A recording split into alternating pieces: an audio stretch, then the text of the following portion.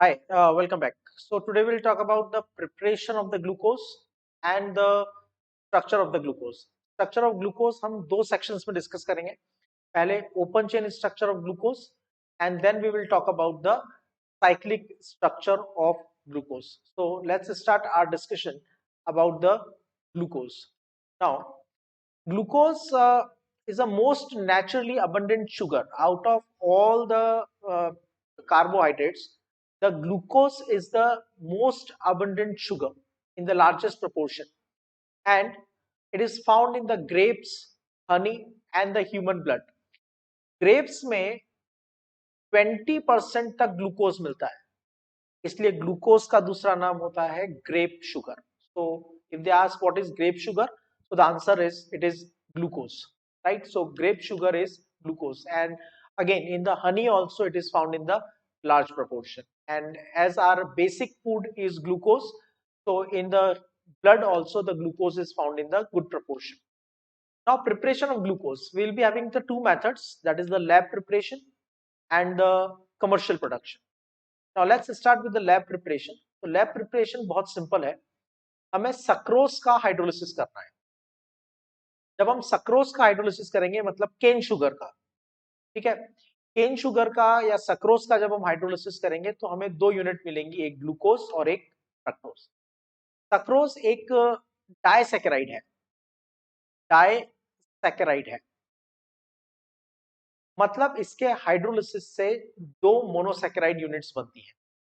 Hydrolysis करने के लिए कंडीशंस होंगी, डाइल्यूट H2SO4 और HCl, बनेगा glucose and fructose. Glucose and fructose are functional isomers, क्योंकि ग्लूकोज और फ्रक्टोज दोनों का मॉलिक्यूलर फॉर्मूला सेम है, लेकिन ग्लूकोज के अंदर फंक्शनल ग्रुप है एल्डिहाइड और फ्रक्टोज के अंदर फंक्शनल ग्रुप है ketone. That is the reason glucose and fructose are the functional isomers of each other. Now how would you separate them? ठीक है, तो देखो ग्लूकोज जो होता है वो वाटर में हाईली सॉल्युबल होता है, लेकिन अल्कोहल में स्पैरिंगली सॉल्युबल होता है. तो हम क्या करेंगे, इनको सेपरेट करने के लिए व्हाइल कूलिंग, जब हम इस मिक्सचर का कूलिंग करेंगे, जैसे आपने लिया केन शुगर, उसमें ऐड किया डाइल्यूट HCl और H2SO4, स्लाइटली हीट किया, तो हाइड्रोलिसिस से बनेगा ग्लूकोज फ्रक्टोज. जब कूलिंग करेंगे तो उसमें अल्कोहल ऐड कर देंगे. जब अल्कोहल ऐड करेंगे तो ग्लूकोज लो टेम्परेचर पे अल्कोहल में सॉल्युबल नहीं है, तो ग्लूकोज क्रिस्टलाइज हो जाएगा, ठीक है, और फ्रक्टोज उसमें डिसॉल्व रहेगा. तो फिल्टर करके हम ग्लूकोज और फ्रक्टोज को एक दूसरे से सेपरेट कर लेंगे. This is the lab preparation method. Okay, now in the industrial production or the commercial production of the glucose is carried out from the starch. Why? Because starch is the polymer of glucose, right? तो commercial production के लिए starch का hydrolysis करेंगे. Starch is C6H10O5 polymer. इसमें n number of water molecules add कर दो, ठीक है. तो जब n number of water molecules add करेंगे मतलब हाइड्रोलिसिस करेंगे in the presence of dilute H2SO4, temperature 293 kelvin, pressure 2 to 3 atmosphere, तो हमें मिलेगा n number of molecules of glucose, मतलब monomers of glucose will be obtained. अब एक्सेसिव जो sulphuric acid है उसको न्यूट्रलाइज करना पड़ेगा. उसको न्यूट्रलाइज करने के लिए हम थोड़ा सा उसमें चॉक पाउडर ऐड करेंगे. सो excessive chalk powder is a mild basic compound, तो वो एसिड को न्यूट्रलाइज कर देगा. कलर इंप्योरिटी को रिमूव करने के लिए हम चारकोल यूज करेंगे, मतलब एडजॉर्प्शन मेथड यूज करेंगे. तो जो चारकोल है वो सभी कलर्ड इंप्योरिटीज को अपनी सरफेस पे एब्जॉर्ब कर लेगा. That's how the coloured impurities will be removed. और जब कूलिंग करेंगे तो एक्चुअली ये सुपर सैचुरेटेड सॉल्यूशन है. जैसे जैसे वाटर इवेपोरेट होगा, शुगर नीचे क्रिस्टलाइज हो जाएगा, ग्लूकोज सॉरी नीचे क्रिस्टलाइज हो जाएगा. अब आता है बहुत इंपॉर्टेंट पॉइंट, वो है स्ट्रक्चर डिटर्मिनेशन ऑफ ग्लूकोज. मैंने आपको बताया था कि ग्लूकोज में एक एल्डिहाइड ग्रुप होता है, 4 सेकेंडरी अल्कोहल ग्रुप होते हैं, और एक प्राइमरी अल्कोहल ग्रुप होता है, और ये एक अनब्रांच्ड स्ट्रक्चर है, ठीक है। अगर ओपन चेन में डिस्कस करें तो ये सभी 6 कार्बन एटम एक ही चेन में है, कोई ब्रांच नहीं है, all 6 carbon atoms are in a chain. एक टर्मिनल कार्बन एल्डिहाइड है, एक टर्मिनल कार्बन प्राइमरी अल्कोहल है, और बाकी के बचे हुए 4 कार्बन जो सेंटर के हैं वो सेकेंडरी अल्कोहल, ठीक है। तो it's like 6 carbon 1 2 3 4 5 and 6 carbon primary alcohol है, फर्स्ट कार्बन एल्डिहाइड है, और बाकी के जो कार्बन है 1 2 3 एंड 4 ये सब सेकेंडरी अल्कोहल ग्रुप है। क्वेश्चन अराइज होता है, how do we know it और how would we prove that the proposed structure is correct. तो इसके लिए हम कुछ केमिकल रिएक्शन करेंगे। Each one of the chemical reaction is a one short question for exam, ठीक है। मल्टीपल चॉइस में आ सकता है, शॉर्ट आंसर में आ सकता है, राइट, बोर्ड एग्जाम में, या पूरा डिटेल नोट लिखने के लिए भी आ सकता है। तो जब सभी रिएक्शंस को आप एक साथ डिस्क्राइब कर देंगे तो वो डिटेल नोट बन जाएगा, बट आपको मेनली इंडिविजुअल ईच रिएक्शन पे फोकस करना है। क्या फोकस करना है? नंबर 1, जिससे भी आप रिएक्ट करोगे, जो भी रिएजेंट से रिएक्ट करोगे, तो प्रोडक्ट क्या बनेगा और उसका कंक्लूजन क्या होगा। What do you conclude based on the product. तो एग्जांपल से समझो, ग्लूकोज इज एन एल्डोहेक्सोज, मतलब इसमें एल्डिहाइड फंक्शनल ग्रुप है और इसमें 6 कार्बन है, और naturally it is the dextrose, natural यानी ये डेक्स्ट्रो रोटेटरी होता है, ठीक है। और बिकॉज नेचर में मिलने वाला पूरा ग्लूकोज डेक्स्ट्रो रोटेटरी होता है, इसलिए इसका नाम होता है dextrose. Another name of the glucose is dextrose. It is a monomer and it is obtained, ये इस मोनोमर के कॉम्बिनेशन से स्टार्च भी बनता है और सेल्यूलोज भी बनता है। स्टार्च का मोनोमर भी ग्लूकोज है और सेल्यूलोज का मोनोमर भी ग्लूकोज है, राइट।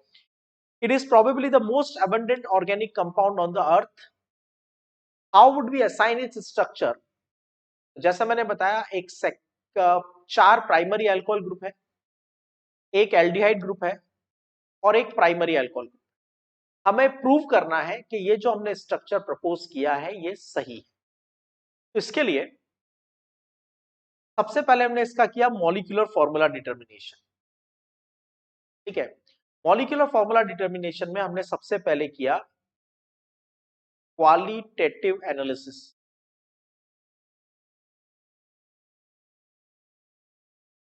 जब क्वालिटेटिव एनालिसिस किया तो पता चला it is made up of carbon, hydrogen and oxygen. फिर हमने इसका किया क्वांटिटेटिव एनालिसिस। क्वांटिटेटिव एनालिसिस से पता चला कि ratio of carbon, hydrogen and oxygen is 1:2:1। इसके बेसिस पे हमें मिला एम्पिरिकल फॉर्मूला। तो एम्पिरिकल फॉर्मूला हो गया CH2O, और एम्पिरिकल फॉर्मूला का मास हो जाएगा 12 + 2 + 16 = 30। फिर हमने किया इसका molecular weight determination experimentally. Experimentally इसका मॉलिक्यूलर वेट डिटर्मिनेशन आता है 180। तो इसका प्रपोज्ड मॉलिक्यूलर फॉर्मूला होगा empirical formula into x, where x is the multiplication factor. Empirical formula into x is called molecular formula. Empirical formula tells you the simple ratio of the elements. Molecular formula tells you the actual number of atoms in a molecule. तो actual number को find करने के लिए क्या करेंगे? Empirical formula into x. X क्या है? Empirical formula weight divided by molecular weight. Empirical formula weight divide by molecular weight, that comes to 6। Clear? समझ में आ गया? तो फॉर्मूला क्या हो जाएगा? CH2O into 6 is equal to C6H12O6. Understood? That's how we have determined the molecular formula of the glucose is C6H12O6. Now, on prolonged heating with HI in the presence of red phosphorus, it gives N-hexane. ये एक important reagent है aldehyde को ketone को, carboxylic acid को या alcohol को, जब हम HI की प्रेजेंस में हीट करते हैं तो वो सभी फंक्शनल ग्रुप कॉरेस्पॉन्डिंग हाइड्रोकार्बन में कन्वर्ट हो जाते हैं। हमेशा याद रखना, alcohol, aldehyde, ketone, carboxylic acid, जब हम इन्हें हीट करते हैं तो ये कॉरेस्पॉन्डिंग हाइड्रोकार्बन में कन्वर्ट हो जाते हैं। मतलब अगर मैंने लिया CH3OH, HI की प्रेजेंस में हीट किया in the form presence of red phosphorus, तो मुझे मिलेगा CH4 plus H2O plus I2। तो it does not change the carbon skeleton, carbon के स्केलेटन को HI चेंज नहीं करता, वो सिर्फ फंक्शनल ग्रुप को रिड्यूस करके हाइड्रोकार्बन बना देता है। ठीक है, वेल हमारी ऑब्जर्वेशन ये है कि हमारा प्रोडक्ट बनता है N-हेक्सेन। N-हेक्सेन का मतलब है 1 2 3 4 5 6, 6 कार्बन एटम चेन में है प्रोडक्ट के अंदर। प्रोडक्ट में 6 कार्बन चेन में है, इसका मतलब रिएक्टेंट के 6 कार्बन भी चेन में होंगे। तो आपको क्या याद रखना है, on heating with HI glucose gives N-हेक्सेन। और इसका कंक्लूजन क्या आता है, इसका कंक्लूजन ये आता है all 6 carbon atoms of glucose are present in a straight carbon chain। तो ये हमारी प्रपोज्ड स्ट्रक्चर है और इस प्रपोज्ड स्ट्रक्चर में हमने HI के साथ हीट किया तो हमें मिला N-हेक्सेन। इसका मतलब ये जो 4 कार्बन है ना, प्राइमरी सेकेंडरी अल्कोहल, ये सभी एक principal carbon straight carbon chain में अटैच है, कोई ब्रांच नहीं है। Right, second reaction, glucose reacted with hydroxyl amine, it forms oxime. देखो हमने एल्डिहाइड और कीटोन की प्रॉपर्टीज डिस्कस की हैं। जब भी कोई कार्बोनिल कंपाउंड को हम रिएक्ट करते हैं अमोनिया डेरिवेटिव के साथ, जैसे हाइड्रोक्सिल अमाइन के साथ, या फिर हम रिएक्ट करते हैं उसको हाइड्रोजन साइनाइड के साथ, तो क्या होता है, यहां हाइड्रोक्सिल अमाइन बन जाता है, सॉरी ऑक्साइन बन जाता है हाइड्रोक्सिल अमाइन के साथ, और हाइड्रोजन साइनाइड के साथ बन जाता है cyanohydrin. Cyanohydrin, this is the property of carbonyl compound. जब हमने ग्लूकोज को हाइड्रोक्सिल अमाइन के साथ रिएक्ट किया और हाइड्रोजन साइनाइड के साथ रिएक्ट किया, तब भी ऑक्साइन बन गया और साइनोहाइड्रिन भी बना। हाइड्रोजन साइनाइड के साथ बना साइनोहाइड्रिन, हाइड्रोक्सिल अमाइन के साथ बना ऑक्साइन। तो हम क्या कंक्लूजन निकालेंगे इससे, ऑक्साइन बन रहा है, साइनोहाइड्रिन बन रहा है विद द रेस्पेक्टिव रिएजेंट्स। तो इसका कंक्लूजन क्या हुआ, इसका कंक्लूजन ये हुआ कि ग्लूकोज के पास भी एक कार्बोनिल ग्रुप प्रेजेंट है। ठीक है, तो हम जो प्रपोज कर रहे हैं कि इसमें फर्स्ट ग्रुप एल्डिहाइड होगा, तो एल्डिहाइड ग्रुप किस में कन्वर्ट हो जाएगा, हाइड्रोक्सिल अमाइन के साथ रिएक्ट करके ऑक्साइन में कन्वर्ट हो जाएगा। It is confirming the point that glucose has carbonyl group. तो याद रखना, formation of oxime with hydroxylamine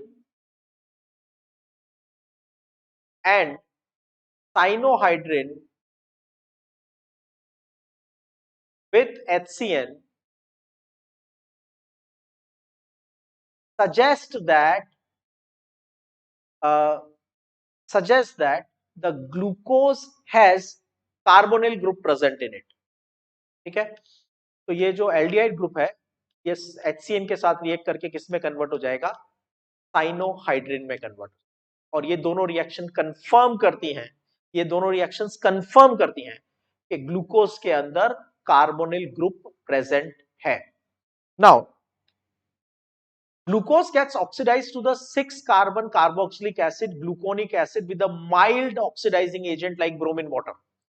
अब देखो, अगर हमने कहा कि कार्बोनिल ग्रुप है तो कार्बोनिल ग्रुप तो एल्डिहाइड भी हो सकता है और कीटोन भी हो सकता है।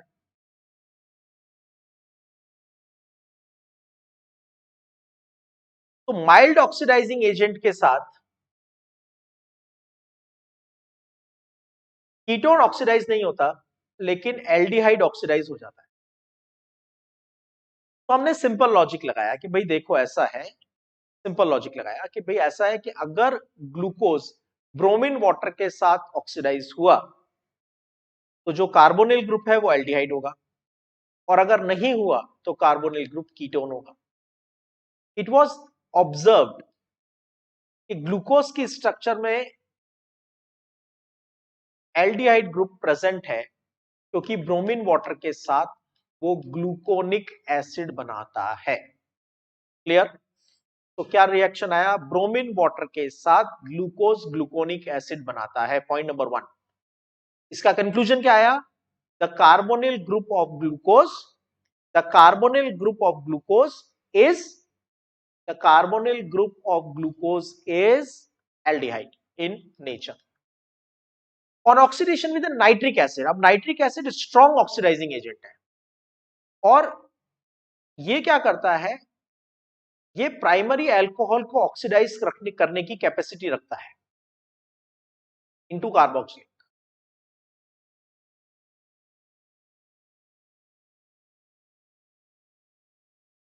ठीक है? तो जब हमने, ध्यान से सुनना, जब हमने ग्लूकोज के साथ ग्लूकोज को नाइट्रिक एसिड के साथ हीट किया तो हमें सैकेरिक एसिड मिला। सैकेरिक एसिड क्या होता है? COOH CH2 sorry CH4 CH2OH, sorry sorry correct करो उसको, दिस इज CHOH COOH, ये सैकेरिक एसिड है। मतलब सैकेरिक एसिड में 2 कार्बोक्सिलिक ग्रुप। चलो, एक कार्बोक्सिलिक ग्रुप तो एल्डिहाइड से आया, फ्रॉम एल्डिहाइड, ये तो समझ में आया।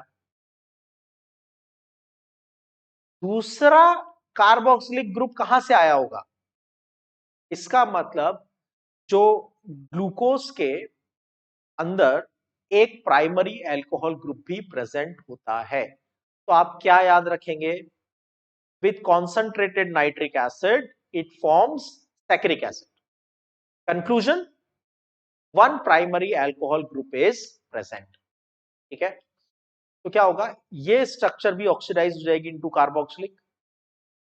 Aldehydes are very easy to oxidise, और प्राइमरी अल्कोहल भी नाइट्रिक एसिड में ऑक्सीडाइज होकर ये भी बना लेगा COOH और ये भी बना लेगा COOH। Right? So that is the saccharic acid. तो अगर मैं यहां पे CH2OH रखता हूं और ऊपर COOH बना देता हूं, समझ रहे हो? नीचे तो मैं सेम रखता हूं, ऊपर COOH, तो वो हो जाता है ग्लूकोनिक एसिड। और अगर मैं दोनों तरफ कार्बोक्सिलिक ग्रुप लगा देता हूं तो वो हो जाता है सैकेरिक एसिड। ठीक है? तो ग्लूकोनिक और सैकेरिक में डिफरेंस समझ में आ गया ना? अगर एक ही कार्बोक्सिलिक ग्रुप है और बाकी का स्ट्रक्चर सेम एज ग्लूकोज है तो ग्लूकोनिक एसिड। ग्लूकोज के स्ट्रक्चर में फर्स्ट और लास्ट कार्बन को कार्बोक्सिलिक बना दोगे तो बन जाएगा saccharic acid. Structure of glucose, acetylation of glucose with acidic anhydride. देखो, अल्कोहल जब आप लेते हो RCOH और इसको आप रिएक्ट करते हो एसिटिक एनहाइड्राइड के साथ,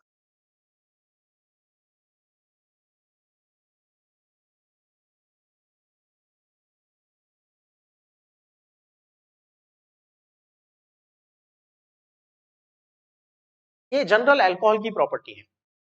जब हम अल्कोहल को एसिटिक एनहाइड्राइड के साथ रिएक्ट करते हैं तो HNCH3COO, तो हमें मिलता है CH3COOH और यहां से बचा RO और यहां से बचा COCH3, मतलब एस्टर बन जाता है। ठीक है, तो अगर कंपाउंड में एक अल्कोहल ग्रुप है तो एक एसिटाइल ग्रुप अटैच होगा।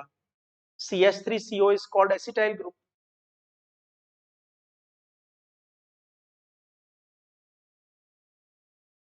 अगर कंपाउंड में दो OH ग्रुप है तो दो एसिटाइल ग्रुप अटैच हो जाएंगे। अगर कंपाउंड में तीन OH ग्रुप है तो एसिटिक एनहाइड्राइड के साथ रिएक्ट करने पे तीन OH ग्रुप अटैच हो जाएंगे। जब हमने एसिटिक एनहाइड्राइड के साथ रिएक्ट किया ग्लूकोज को तो उसमें पेंटा एसीटेट बन गया, 5 एसीटेट ग्रुप अटैच हो गए। 5 एसीटेट ग्रुप अटैच होने का मतलब ये है, 5 एसीटेट ग्रुप अटैच होने का मतलब ये है कि ग्लूकोज के पास 5 OH ग्रुप प्रेजेंट होते हैं। तो क्या होगा, यहां से H हट जाएगा, यहां से भी H हट जाएगा और इस H की जगह पे क्या आ जाएगा, CH3CO। ठीक है, ठीक है, तो ये H की जगह पे आ गया CH3CO, H की जगह पे आ गया CH3CO, H हट गया, यहां से H हट गया। तो पेंटा एसिटाइल डेरिवेटिव बनने का मतलब यह है कि ग्लूकोज के पास 5 OH ग्रुप होते हैं। तो अभी तक आपने क्या क्या किया, अभी तक आपने HI के साथ रिएक्ट किया। जब आप HI के साथ रिएक्ट करते हो तो क्या होता है, N हेक्सेन बनता है। इसका मतलब ग्लूकोज के 6 कार्बन चेन में है, 3 4 5 6। फिर आपने हाइड्रोक्सिल अमाइन के साथ रिएक्ट किया, साइनोहाइड्रिन के साथ रिएक्ट किया तो पता चला कार्बोनिल ग्रुप है। कार्बोनिल ग्रुप एल्डिहाइड भी हो सकता है, कीटोन भी हो सकता है। तो ब्रोमीन वाटर के साथ रिएक्ट किया तो पता चला कि ऑक्सीडेशन होके ग्लूकोनिक एसिड बना। माइल्ड ऑक्सीडाइजिंग एजेंट के साथ ऑक्सीडेशन हो गया, इसका मतलब कीटोन ग्रुप नहीं है, एल्डिहाइड ग्रुप है, क्योंकि ketone can not be oxidise, ketone can not be oxidise by mild oxidising agent. ठीक है, उसके बाद क्या हुआ, हमने इसको नाइट्रिक एसिड से रिएक्ट किया तो हमें सैकेरिक एसिड मिला। इसका मतलब इसमें एक प्राइमरी अल्कोहल ग्रुप भी प्रेजेंट होता है। फिर हमने एसिटिक एनहाइड्राइड के साथ रिएक्ट किया तो पता चला पेंटा एसीटेट बनता है, मतलब सभी कार्बन के ऊपर एक एक OH ग्रुप है, टोटल 5 OH ग्रुप प्रेजेंट है। तो यहां से हमारी ग्लूकोज की स्ट्रक्चर का बेसिक डिटर्मिनेशन कंप्लीट हो गया। द एग्जैक्ट स्पेशल अरेंजमेंट, अब ये तो हो गया 2 डायमेंशनल स्ट्रक्चर। 3 डायमेंशनल स्ट्रक्चर जो प्रपोज किया था वो एमिल फिशर ने प्रपोज किया। वो कौन सा स्ट्रक्चर है मैं आपको ऑलरेडी बता चुका हूं, 6 कार्बन एटम्स को चेन में बनाओ, 3 4 5 एंड 6। लास्ट कार्बन को बनाओ CH2OH, फर्स्ट को बनाओ एल्डिहाइड। थर्ड कार्बन का OH लेफ्ट में रहेगा, बाकी के कार्बन के OH राइट में रहेंगे। ये नेचुरली अकरिंग ग्लूकोज है। इसमें second last carbon chiral carbon का OH राइट में है, तो ये हो गया D। और इसका एक्सपेरिमेंटल ऑप्टिकल रोटेशन प्लस है, इसलिए ये हो गया डेक्स्ट्रो रोटेटरी। ये जो 3 डायमेंशनल अरेंजमेंट है, हमने तो इतना बताया था कि भाई 5 OH ग्रुप होंगे, टोटल 6 कार्बन होंगे, सभी 6 कार्बन एक चेन में होंगे, एक एल्डिहाइड ग्रुप होगा, एक प्राइमरी अल्कोहल ग्रुप होगा, इतना हमने बताया था। लेकिन उसका स्पेस में अरेंजमेंट कैसा होगा ये हमें बताया था एमिल फिशर ने। ओके, सो 6 कार्बन एटम है, फर्स्ट कार्बन एल्डिहाइड है, लास्ट कार्बन प्राइमरी अल्कोहल है, बाकी सभी कार्बन के ऊपर भी OH ग्रुप है, लेकिन थर्ड कार्बन का OH लेफ्ट में है, बाकी कार्बन के OH राइट में है, और ये नेचुरली अकरिंग ग्लूकोज है। अगर इसको ग्लूकोनिक एसिड बनाना है तो यहां पे एल्डिहाइड की जगह कर दो कार्बोक्सिलिक। सैकेरिक एसिड बनाना है तो दोनों जगह पे कर दो कार्बोक्सिलिक, तो आपको मिल जाएगा saccharic acid. Glucose is correctly named as D plus glucose. Why? Because second last carbon का OH, second last chiral carbon का OH राइट में है और इसका ऑप्टिकल रोटेशन डेक्स्ट्रो है। आपको पता है कैपिटल D और प्लस साइन में कोई रिलेशन नहीं होता। कैपिटल D आपको बताता है सेकेंड लास्ट कार्बन का OH राइट में तो D, सेकेंड लास्ट कार्बन का OH लेफ्ट में तो L। इसका रोटेशन से कोई रिलेशन नहीं है, ठीक है। प्लस का मतलब डेक्स्ट्रो और माइनस का मतलब लीवो। तो देखो नेचर में जो फ्रक्टोज मिलता है वो भी D होता है और ग्लूकोज जो मिलता है वो भी D होता है, मतलब दोनों के सेकेंड लास्ट कार्बन का OH राइट में होता है, लेकिन ग्लूकोज का ऑप्टिकल रोटेशन प्लस होता है और फ्रक्टोज का ऑप्टिकल रोटेशन माइनस होता है।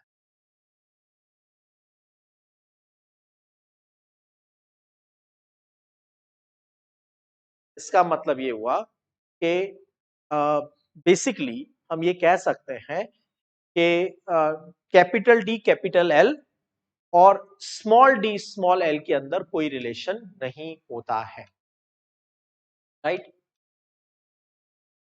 ग्लिसरैल्डिहाइड D और L का सिस्टम हमने ऑलरेडी डिस्कस किया है stereochemistry. Glyceraldehyde was taken as a reference, plus glyceraldehyde का OH राइट में था ऑन द कायरल कार्बन, तो इसको हमने नाम दिया D बाय अजम्पशन। हमने अज्यूम कर लिया कि अब जिसका भी स्ट्रक्चर डी ग्लिसरैल्डिहाइड से मैच करेगा हम उसको डी कॉन्फ़िगरेशन देंगे, ठीक है। और अगर OH ग्रुप ग्लिसरैल्डिहाइड में लेफ्ट होगा तो हम उसको L कॉन्फ़िगरेशन असाइन करेंगे। अगर बहुत सारे कायरल कार्बन है तो हम ये स्ट्रक्चर ढूंढने का ट्राई करेंगे, टर्मिनल ऑफ द चेन देखेंगे और उसमें CH2OH के पास वाले कार्बन पे, end of the carbon chain पे सेकंड लास्ट कायरल कार्बन का OH चेक करना है, ठीक है। तो as I said, D and L have no relation with the optical rotation, right? So this is D-glyceraldehyde. जब आप ग्लूकोज का स्ट्रक्चर ड्रॉ करते हो तो उसमें भी क्या होता है, सेकंड लास्ट कार्बन का OH राइट में होता है, इसलिए हम उसको बोलते हैं कैपिटल D ग्लूकोज। और इसका ऑप्टिकल रोटेशन एक्सपेरिमेंटली पता चला कि डेक्स्ट्रो है। अब अगर मैं इसकी की पूरी मिरर इमेज बना देता हूं, एज इट इज इसकी मिरर इमेज बना देता हूं, मिरर इमेज बना दिया। जैसे मिरर इमेज बनाया तो OH कहां पे आ गया, लेफ्ट में L, और डेक्स्ट्रो की मिरर इमेज क्या होती है, लीवो, ठीक है। तो ये हो गया L माइनस ग्लूकोज का। Reaction of acidic anhydride with glucose indicates, acetic anhydride को ग्लूकोज से रिएक्ट करते हैं तो पेंटा एसिटाइल डेरिवेटिव बनता है, पेंटा एसिटाइल डेरिवेटिव बनता है।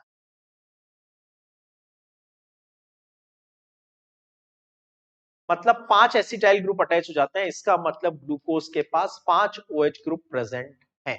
This is the conclusion and that's how you have to prepare the rest of the reactions.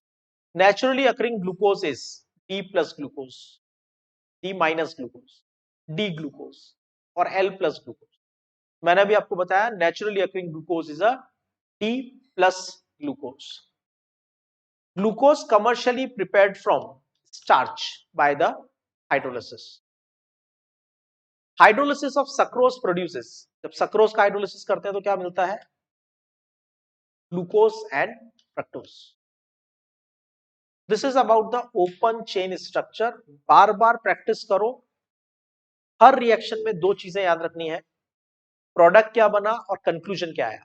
HI के साथ रिएक्ट किया, एन हेक्सेन बना, कंक्लूजन ग्लूकोज के सभी कार्बन एक स्ट्रेट कार्बन चेन में होते हैं।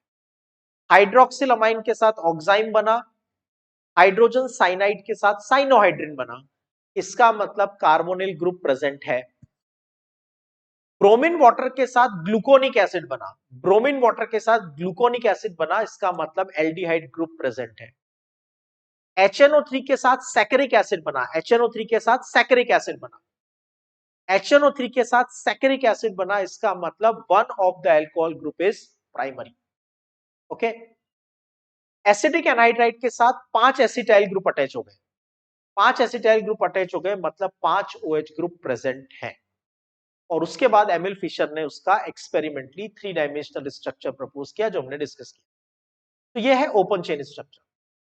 It satisfies most of the chemical properties we have discussed, but there are still some properties of the glucose which cannot be explained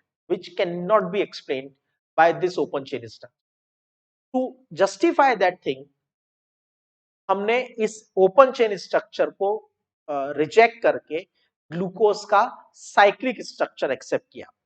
तो next section में हम discuss करेंगे what are the reactions or properties not explained by open structure। ऐसी कौन सी properties है जो हमारी इस प्रपोज्ड स्ट्रक्चर से एक्सप्लेन नहीं हो सकती। Point number 1। पॉइंट नंबर 2, उनको जस्टिफाई करने के लिए हम कैसे साइक्लिक स्ट्रक्चर को अडॉप्ट कर सकते हैं। That will be the topic of discussion in the coming video. Thank you.